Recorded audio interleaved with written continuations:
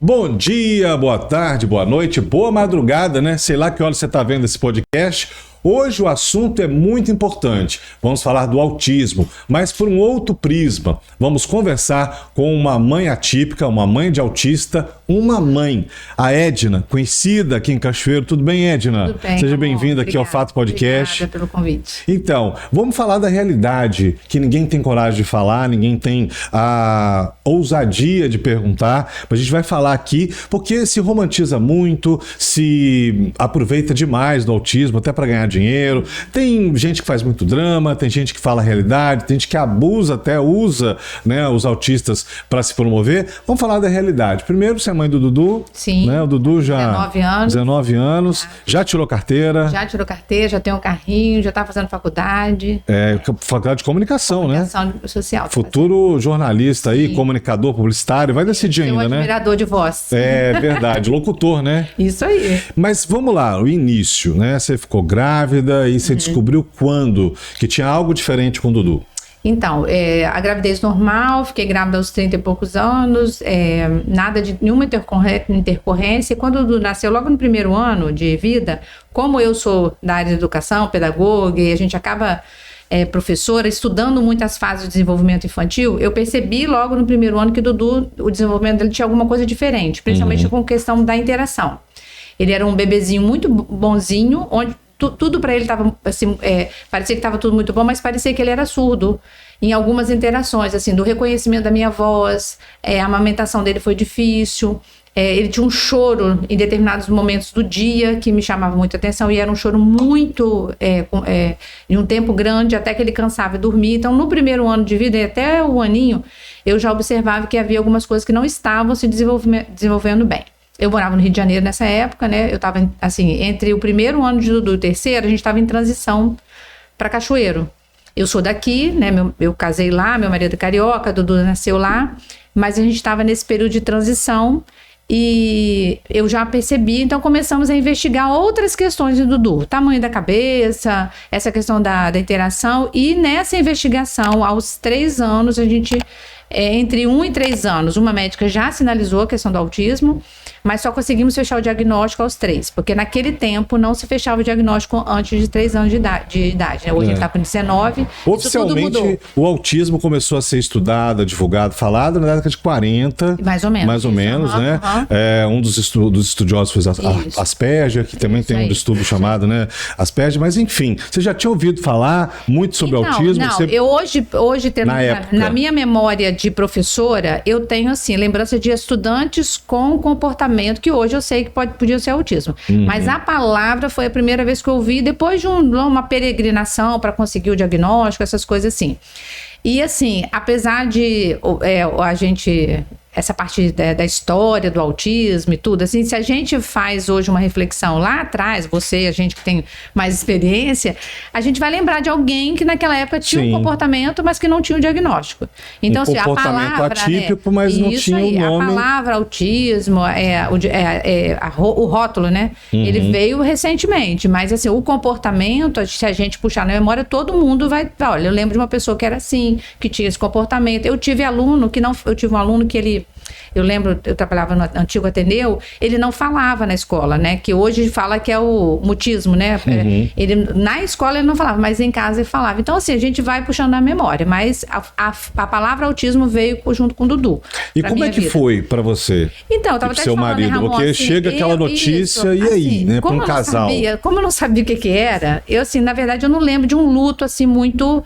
algo que me marcou com o diagnóstico. Eu tenho muita recordação de como foi a peregrinação pro diagnóstico. Você estava curtindo de ser mãe. Isso aí. Mas, assim, assustou, sim. A primeira vez que eu chorei, eu acho que a que eu chorei mais intensamente foi quando eu falei com uma amiga minha, que é psicóloga. Eu tava aqui em Cachoeira, ela estava em São Paulo, e aí quando eu falei com ela falou assim, eu já tinha observado algumas questões dele de interação.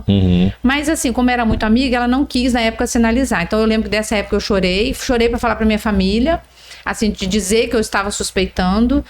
Eu lembro desse, assim, mas assim, eu não lembro de momentos, assim, do diagnóstico, não. Depois, no decorrer, sim, aí vários episódios de desespero, de preocupação, mas do diagnóstico em si, não. O diagnóstico, ele é libertador mesmo ou é um peso? quando chega. Porque às vezes vem com um monte de não, né? E eu vou te perguntar quantos nãos o Dudu... Mas é libertador o diagnóstico, seja em qual for a idade? Então, Ramon, eu tenho uma visão muito pessoal sobre isso. O que eu observo hoje, depois de 19 anos? Para algumas pessoas, para algumas famílias, é libertador. Para muitas famílias é um peso, e tem muitas famílias hoje que a descoberta está vindo na idade adulta ou na adolescência. Sábado mesmo eu tive uma experiência com uma amiga assim, e não quer falar por causa do medo do que o filho vai sofrer. Preconceito. Principalmente o nível 1 e o nível 1 de suporte, né? O Dudu foi diagnosticado com nível 2. Antigamente era severo, moderado e leve. Então ele foi diagnosticado com moderado. O severo é uma quantidade, dentro da estatística, assim, se a gente pensar na quantidade, é um percentual menor do nível 3 de suporte, que é aquele que não é verbal, enfim. O Dudu foi 2. Muitos adultos e jovens estão sendo diagnosticados agora com 1. E aí eu vejo as famílias não querer...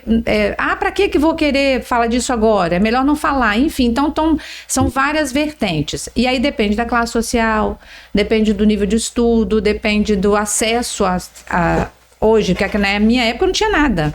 A gente não tinha terapia, não tinha médico. O médico aqui em Cachoeira era um único, que continua sendo esse que atende pela rede pública. E eu tive que buscar fora. Então, estão várias vertentes. O que eu queria... Até você falou sobre isso quando a gente estava conversando antes aqui. A questão do romantizar. Hoje eu sou julgada, muito julgada, né? Aquela, muito fácil para você, porque o Dudu tá dirigindo, o Dudu, ele evoluiu, mas assim... Comparando, né, o nível dele É como se minimizasse o autismo de Dudu, porque tem pessoas que hoje têm filhos com situações o nível, um pouco mais complexas, né? Aí. Mas não isso é bem por aí, né? Não é. E aí, bem por aí. E aí, Ramon, isso às vezes me incomoda. Então, assim, as pessoas não... eu falo muito pouco dos meus bastidores de tristeza. Eu não gosto muito de falar. Mas eu fiquei 6 anos sem dormir. E aí que eu digo dormir, não é assim, tirar um cochilo, a gente revezava, eu e Júlio. Mas é essa realidade que ninguém tem coragem de se expor, né? E aí, assim, eu engasgo quando eu falo disso, porque quem sabe desse tempo sou eu e Júnior. E aí, né, somos nós dois, e Júnior é um pai muito presente. Ainda bem que eu tenho o Júnior, porque muitos maridos... Tem pais que abandonam, né? Isso aí. Então, assim, eu fiquei 6 anos sem dormir.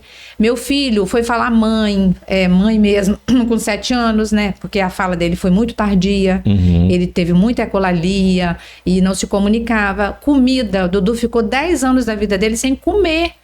O que é comer? Não é comer qualquer... não come isso. Não, sem comer, sem mastigar, porque ele não sabia mastigar. Ele viveu de líquido e mamadeira até os 6, e líquido, coisas líquidas e pastosas. Coisa que as crianças do desenvolvimento normal vão... é inato, isso, né? Isso aí. Com ele teve que aprender, né? Mastigar ele não sabia. Um biscoito, um pão, um chocolate... Tudo que é comum na infância de Dudu, de alimentação, para as outras crianças, né, era comum, para Dudu não foi. Então, ele começou a comer 10 anos. Muitas vezes eu lavei jujuba para tirar o açúcar, para ver se ele experimentava uma bala. E muitas vezes eu peguei Júnior chorando, porque eu olhava as outras crianças comendo, e eu tinha uma casa de festa, aí você pensa, as crianças comendo. E a festa rolando lá. O hambúrguer, o cachorro quente, e meu marido com o olho cheio de lágrimas, porque o meu sonho é ver o Dudu comendo. Então, com 10 anos ele começou a comer. E aí, com os 13, isso foi evidenciado, porque ele viu os amigos comendo pizza, hambúrguer, ele queria sair com os amigos, aí veio a fase da adolescência, e aí eu quero falar isso também, cada fase é um desafio, né? Desafio, e aí ele quis isso. Então, assim, eu posso falar de muitas coisas, de quando acabou uma energia, teve um apagão em 2009, eu jamais vou esquecer disso. Eu tinha um Palio, eu lembro da época, nós entramos naquele carro, nós rodamos Cachoeiro inteiro atrás de uma luz, mas não era Cachoeiro. Depois que nós soubemos que era um apagão, ele não entendia porque a energia tinha acabado. Ele chorava. Para ele era um incômodo. Ele chorava, Ramon, desesperadamente, e a gente não sabia o que era, até depois de muitas tentativas de achar um lugar com luz, a gente voltou para casa. A minha irmã tinha um celular, e naquela época eu já tinha um celular que tocava a música do Regis Danese, que ele gostava, entra na minha casa. E eu lembro da gente ter passado aquela noite no chão, com a musiquinha tocando, pedindo a Deus para a bateria não acabar, para ele, porque aí ele foi acalmando com aquela música, aí clareou, e aí sim, né, a gente respirou, mas foi uma noite. Aí ficou tranquilo. Então, cada escuridão é uma coisa que incomodava ele. Mas diante de tantos não, só pra gente voltar na questão do diagnóstico. Provavelmente o médico deve estar um monte de não. Não vai isso, não vai aquilo. Quantos nãos o Dudu já superou? Todos. Do autismo, todos. Hoje o Dudu, ele tem, assim, até falo com meu marido, o Dudu tá mais evidente nele o TDA, porque o Dudu tem o déficit de atenção dele tá muito... Aí é uma comorbidade? É uma comorbidade, tudo tem. O autismo e a comorbidade do TDA. Isso aí. Nunca foi tão evidente como agora, mas eu também entendo, que eu leio muito, a questão hormonal, ver a questão da adolescência, hoje ele está com 19 anos, então tem as questões do organismo dele que também estão respondendo. Mas hoje, por exemplo, assim, a fala dele melhorou muito, né? Tá até gravando os vídeos aí. Podcast, vídeo, editor. Quer ser locutor, vamos trazer ele aqui, ele vai apresentar um podcast com a gente. Isso aí. Então, assim, a alimentação, zeramos, hoje ele tá mastigando e come de tudo, tá até dando prejuízo na questão da alimentação. Que bom. Né? A Júlia fala, menino, tá comendo demais. Já tá namorando? Não Ainda tá não namorando. Tem uma paquera, não? Você é ciumenta? Eu não.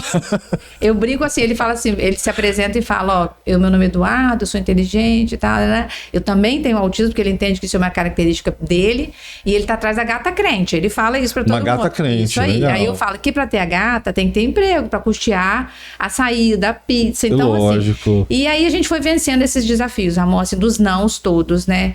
A questão da leitura, da escrita, da escola, das amizades, enfim.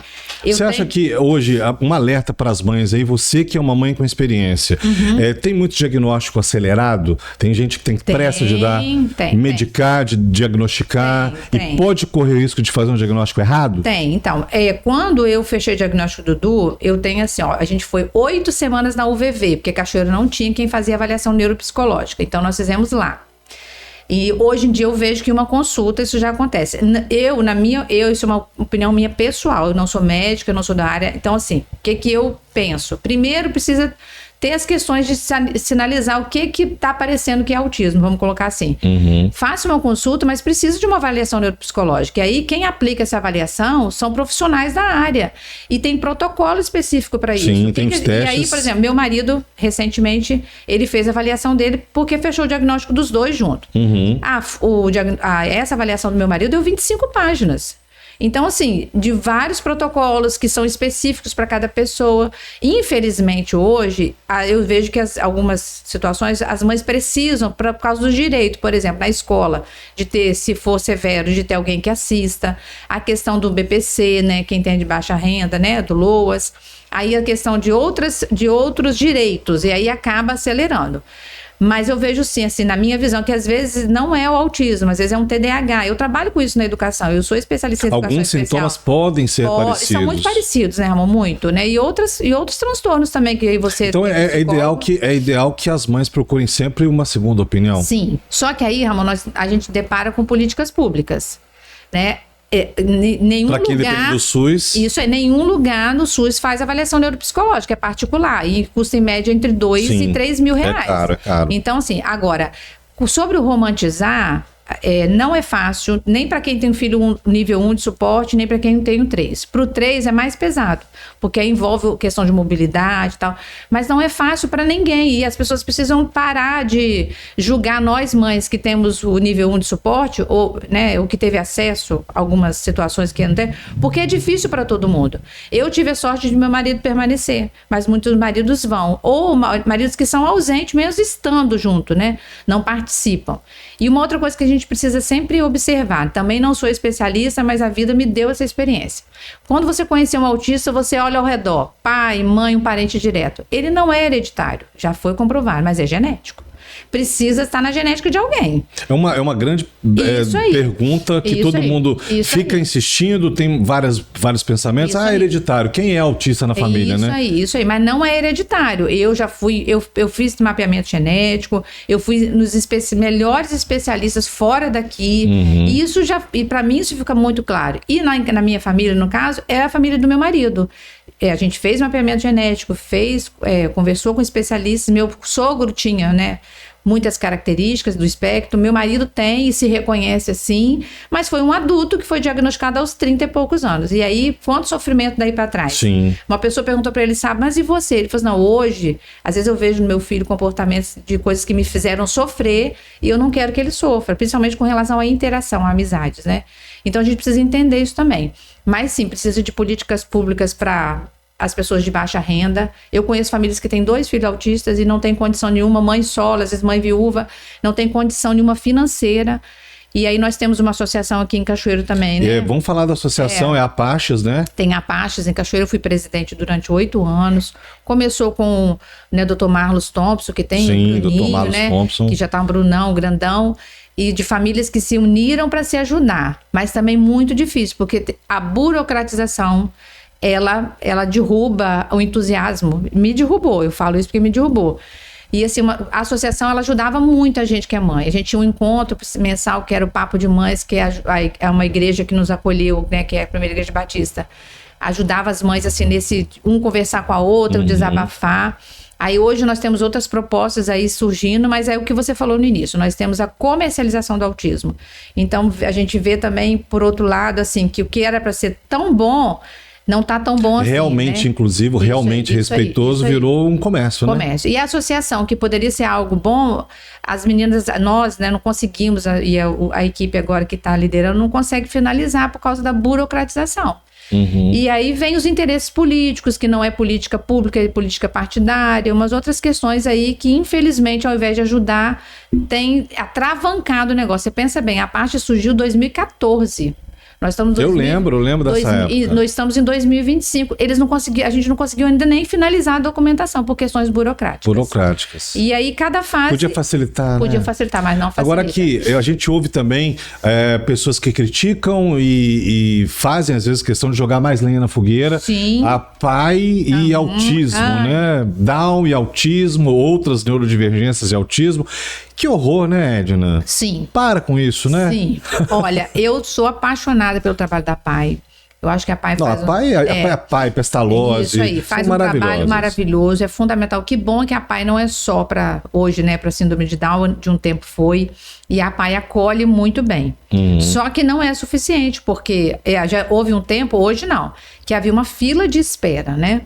E tudo que envolve verba, emenda parlamentar e doação, e a PAI vive disso, né? O que envolve dinheiro, né, Ramon?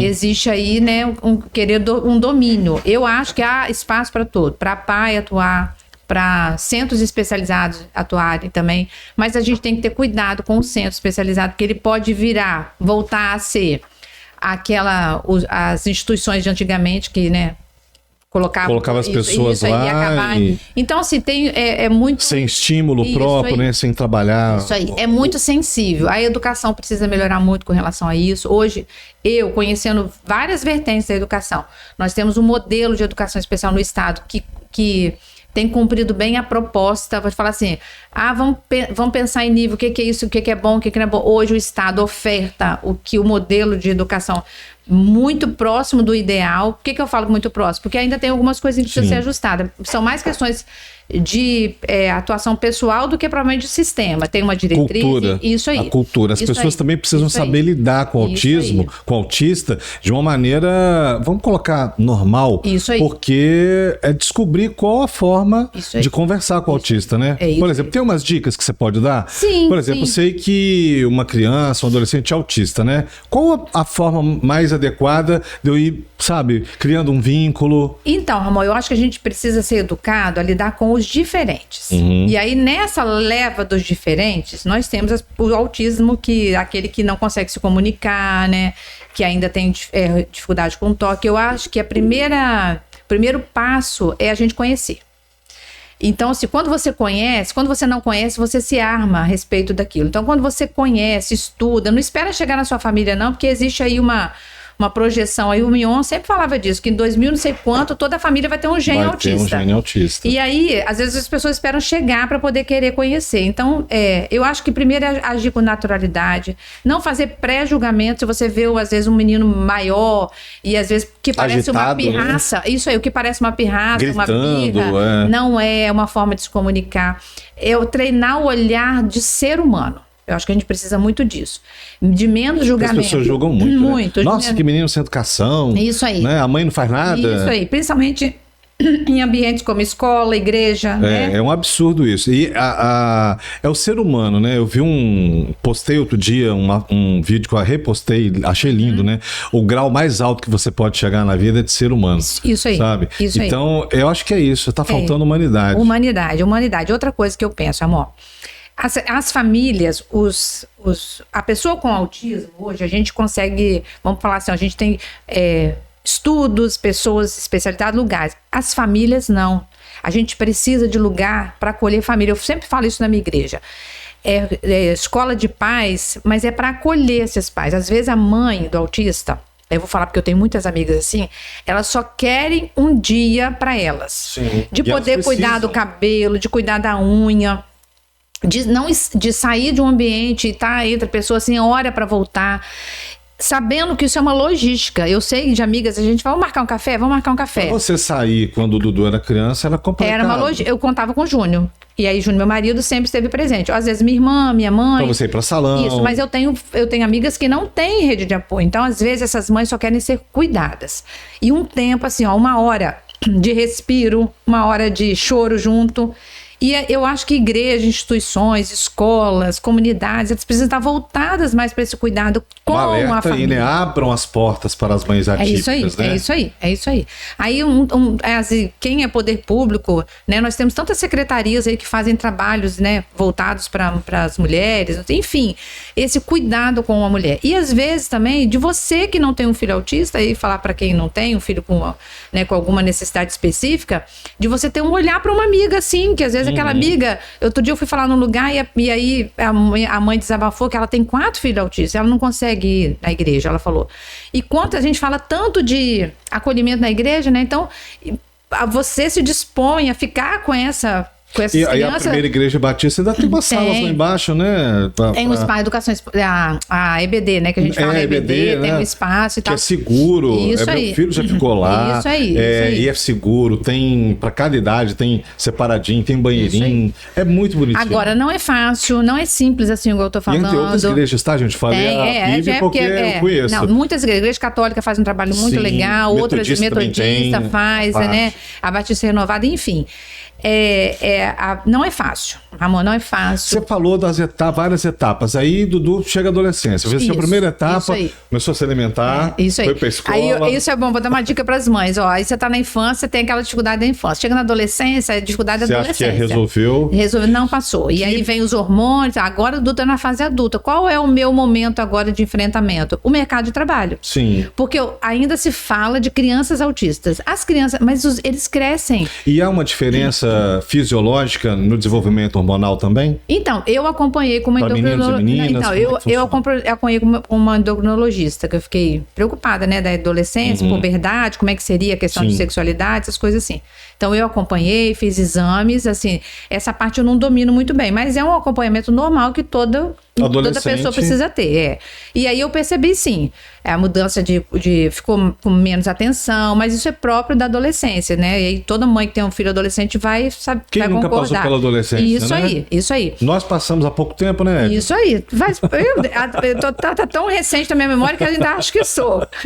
E aí, Ramon, o que a gente precisa pensar agora? Eu tô vivendo um tempo com o Dudu do mercado de trabalho. Pois igual a mim. Eles crescem, se formam, o Dudu tá fazendo comunicação social, e aí? Como é que tá o mercado de trabalho? Tem um grupo da idade do Dudu, de os meninos e meninas que estão em casa. Eu sei. E o Dudu já teve experiência, ele foi estagiário da Câmara. Já foi estagiário da Câmara. Né? Aí temos outros também que foram estagiários na prefeitura ano passado, que esse ano parou. Miguel foi isso aí, parou esse projeto. A Unimed tem 2 contratados, que é o João e o Daniel da Telma, que são os mais velhos, né? Os meninos mais velhos.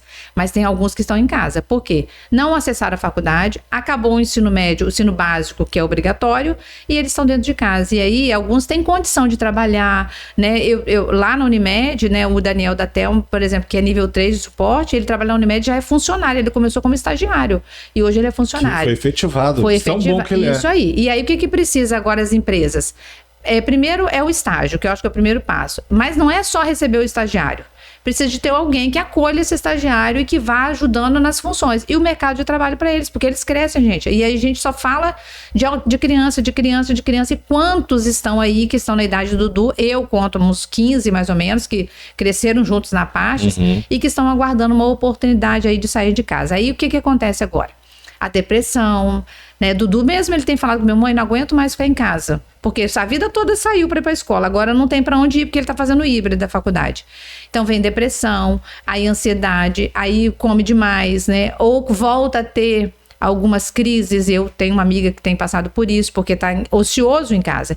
E a gente fica buscando lugares para ir. Então, pensar também que eles vão crescer e vão se tornar adultos. Sim. Né? E aí, além do mercado de trabalho, vem a vida adulta também pensar. Vão fazer faculdade, Isso vão aí. fazer um curso técnico, vão Isso querer aí. empreender. Isso aí. Né? Isso aí. E as meninas com autismo, tem alguma diferença também para a sociedade? Como é que são vistas? Tem. Os meninos, você já tem experiência, já falou bem. Tem. Você sofreu preconceito alguma vez, Ed? Antes de falar das meninas? Sim, várias vezes. Assim, olhares, né? Julgamento. Principalmente quando o Dudu começou a desenvolver as pessoas. Fala fácil pra você porque você é rica, sabe? Assim, eu não sou rica. Você só tem cara de rica? Só tem cara de rica. Eu sempre falo isso, né? Eu nunca, assim, durante o tempo eu tive uma pessoa que me ajudava, eu não tenho mais. Eu trabalho fora, Sim. eu trabalho, né? Eu sou funcionária brincadeira, pública, né? Meu marido é eletricista hoje, enfim, não tenho, mas eu corri atrás de me dedicar. Eu fui mãe, e aí eu Isso é quero uma até, riqueza que eu você quero tem, até falar o sobre isso. conhecimento, né? Outra coisa que eu quero dar um conselho: mãe precisa ser mãe, independente do que o filho precise, né? E um tempo atrás uma pessoa falou: Ed, eu não tô muito feliz que eu consegui 40 horas de terapia em certo lugar. Eu falei: nossa, que bom, mas tanto da escola, e que horas que você consegue ficar com ele? Não consigo. Aí eu falei, mas, né, não consegue como? Não, eu chego em casa, eu tenho... Então, assim, mãe precisa também ser mãe. Ser mãe. Independente do que o filho tenha necessidade, a gente precisa dedicar. E as mães estão delegando. Ou para a escola, tem esse viés. Ou para a escola, ou para terapia, ou para, né, ou babá, quando tem condição de pagar. Enfim, a gente precisa do tempo de ser mãe. E eu trabalhei fora e consegui ser mãe de Dudu. Consigo ainda. Eu tô trabalhando... Se organizou para isso. Isso aí, eu tô trabalhando, mas, enfim. Sobre as meninas, há um estudo que diz que o autismo das meninas, ele costuma ser um pouquinho mais, como eu posso dizer, não é severo.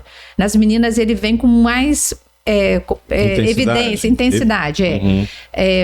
Algumas meninas, assim, no convívio que eu tenho, não são verbais, né? E aí existe um estudo sobre isso, de que o autismo na menina costuma vir, às vezes no nível 2, nível 3 de suporte. Eu conheço poucas meninas no nível 1 de suporte. Às vezes essas de internet, assim, mas assim, pessoalmente, as que eu conheço, que são filhas de amigas minhas, são 2 ou 3.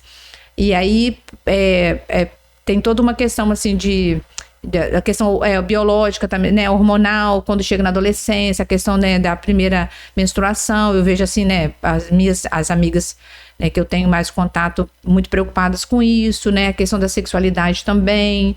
Enfim, nas meninas há algo mais intenso do que nos meninos. Apesar de nos meninos ser o maior número, nós temos também casos de meninas, assim, no nosso grupo eu conheço umas 6 ou 7 meninas, mães de meninas, né?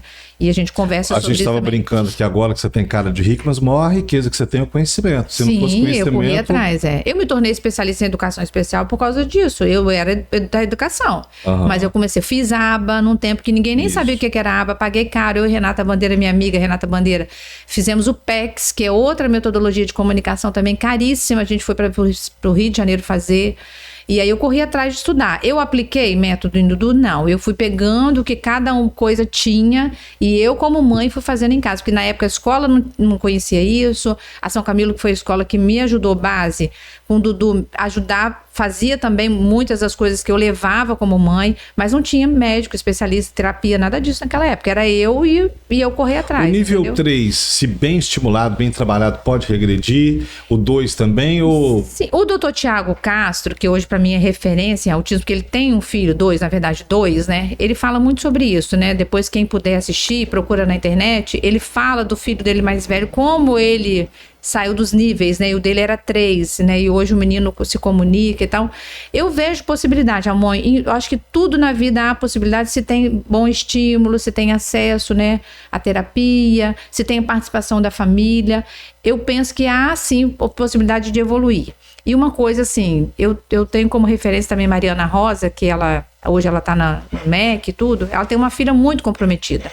E eu sempre uso esses vídeos quando eu vou falar, porque ela não fala, ela tá numa cadeira de roda, e aí ela tem outras, né, comorbidades, mas ela é resenhista de uma revista. Olha, ela escreve livros com a comunicação alternativa, né, bota a cabeça de um lado quando eu e a mãe vai transcrevendo, e ela virou resenhista. Então, eu acredito em possibilidades. Então, às vezes... Adaptações. E sempre falava, olha, eu não quero que Dudu saiba a tabela periódica, mas eu quero que ele aprenda a fechar o fecho da calça quando for no shopping, não precisar ir a um banheiro, que ele aprenda a dar um laço, que ele ele pegue a comida e leve na boca sozinho, porque durante muito tempo a gente tinha que colocar as coisas na boca dele. E cada conquista foi celebrada. Então, assim, depende de como você vê o aprendizado. Eu não vejo Dudu como performance, né? Eu vejo assim, quer ver, eu não quero que Dudu performe no outdoor de uma faculdade, igual aí, né? As pessoas, e que bom que as pessoas fazem isso. Mas eu vejo que Dudu pode aprender para a vida autônoma, que é o que a gente busca, né? E penso que isso é para todos os níveis e para todas as deficiências, para todas as situações, às vezes que não é uma deficiência, mas é dificuldade de aprendizado também, entendeu? Então eu sou otimista, eu gosto de tratar isso de forma leve, eu sou criticada por isso, às vezes sou, mas eu adotei isso na minha vida, isso me faz bem. Você não fica levantando essa bandeira de uma forma... Tô com menos ruga do que eu estaria, né? Não gastei ainda com botox, vou gastar. Eu levo de uma forma leve porque eu acredito em possibilidades. Fé, tem a ver com fé, né, amor? É isso que eu ia te perguntar, exatamente isso. Fé e espiritualidade, o que influenciou na vida de vocês? 100%. Se eu não acreditasse em Deus, se eu não tivesse uma comunidade religiosa que me acolhesse, eu até falei sobre isso, eu fui pastoreada por pessoas, não pelo pastor só da igreja, mas por pessoas. Então, ser pastoreado, eu acho que você ir à igreja é uma coisa, você ser igreja é outra coisa, né? Ir é um templo vazio lá que não serve para nada. Ser igreja no dia a dia. Eu fui pastoreada e eu sei que eu pastoreei algumas pessoas também nesse cuidado. Então, a minha fé, e Dudu é um menino de fé, e eu ensino a ele sobre isso. Então, a minha fé me fez ter vontade de permanecer, porque teve dia que eu quis desistir, que eu chorei, né? Você chegou que eu a pensar em jogar tudo pra cima? Sim, vou parar de militar, só vou cuidar de Dudu, não vou cuidar de pessoas, mas eu vi que eu também podia ajudar outras pessoas. Eu acho que a minha história ajuda outras pessoas. Então, fé é fundamental. Então, se está numa comunidade religiosa também, amor, e aí fica uma dica para as mães, eu sei que é difícil e tal, mas Dudu, no início, ele não queria ficar na igreja, porque ele amava ventilador. E aí ele surtava com o ventilador. Mas a gente foi insistindo, ele acostumou com aquele ambiente. Então, tem uma comunidade religiosa, um grupo como você possa caminhar junto. A fé é fundamental. Sim. Você se preocupa com o futuro? Porque Sim, um dia a gente vai partir. Sim, esse é o meu hoje é o meu maior medo, mas eu aprendi a lidar com isso. Eu vou falar outra coisa para você. Quando minha sogra faleceu, meu sogro, e Júnior, por ele ser autista, meu marido, eu percebi como é que ele lida com a morte. E eu acho que Dudu vai lidar assim com a morte também. Meu marido sentiu, sim, é óbvio. Eu não vou falar que ele não sentiu, porque ele, né, eu gosto dos pais, amava os pais. Claro. Mas o meu marido lida com a morte de uma forma muito rasa e leve, vamos colocar assim. Muito prático. Então, assim, eu sei que ele sente saudade dos pais e tal. Eu ficava preocupada se Dudu ia sofrer muito com a minha ausência. Mas hoje eu vejo que ele não vai sofrer. E isso começou lá atrás, quando eu fiz a primeira cirurgia, que eu precisei ficar uma semana fora de casa. Quando eu cheguei, ele me ignorou. É como se eu nem existisse. E nem sentiu falta. Não que isso seja bom, tá, mãe? Eu tô falando isso pra você assim, porque isso em mim... Pra mãe, né? Isso aí, é horrível, né? Falta, né? É horrível. E quem tem fé também entende a morte de uma outra forma. E aí eu aprendi no comportamento do meu marido a enxergar que a minha ausência não vai ser dolorosa para Dudu. Esse era meu primeiro medo. Mas eu tenho medo, sim, de não ter preparado ele o suficiente para a vida. Então, minha corrida agora, com ele com 19 anos, é preparar Dudu para a vida autônoma. Para quando eu não... Isso aí, para a vida autônoma. Mas isso já foi pior. Você acha que, se você está preparada para mãe, vou alugar um apartamento para mim? Ele ainda não tem essa habilidade para estar sozinho, não. Tem coisas que... Mas dia pode vai acontecer. Mas pode vai namorar, vai casar. Isso aí, pode me surpreender, né? A gente acha que não, mas pode ser que sim. E sobre casamento, por exemplo... Hoje eu vejo assim, que ele não fala mais muito em namoro agora. Teve uma época que foi muito. O dia que o Dudu vier aqui, eu vou perguntar se o Dudu tem alguma paixão. Que ele não, eu acho que não tem. Ele vai revelar aqui. E eu acho que quando ele se apaixonar também não vai ser do modo como a gente é. Ele vai gostar de uma pessoa, ele vai querer estar com aquela pessoa, mas isso não causa sofrimento nele, assim, não ter namorada. Mas eu peço a Deus que mande uma pessoa, como me mandou pro meu marido, como a gente se encontrou, que ele encontre alguém que encontre que alguém encontre ele. Isso aí, né? É isso aí. Eu peço a Deus e eu sei que isso vai acontecer um dia, mas no tempo certo. Hoje ele não tem maturidade para estar sozinho no lugar, mas pode me surpreender, né? O que não falar com a mãe de autista? Ou pai, né? Olha, aí que tá, atenção, pessoal, o beabá aí, o que nunca falar com a mãe de autista? Um comportamento que sempre eu passo, as pessoas fazem pergunta para mim quando o Dudu tá do lado, e ele sabe falar, né? Não tratar Dudu como criança, ou a pessoa como criança, olha a idade... não assim, minimize a dor. Ai, porque, né, você está sentindo isso, que você está se vitimizando demais, eu já ouvi isso, está se vitimizando demais. Não faça isso. E eu acho que o fundamental não é o que não falar, é o que falar. Está precisando de ajuda? Quer um abraço? O que você está precisando hoje? Você quer falar sobre isso? Você quer conversar? Acolher, né? Mais do que o não falar, é você se colocar à disposição para ouvir. Eu vi uma horrível outro dia. Ah, você é mãe de autista? Tadinho. Isso. Ai, que horror. Seu filho tem um problema? Eu olhei pra...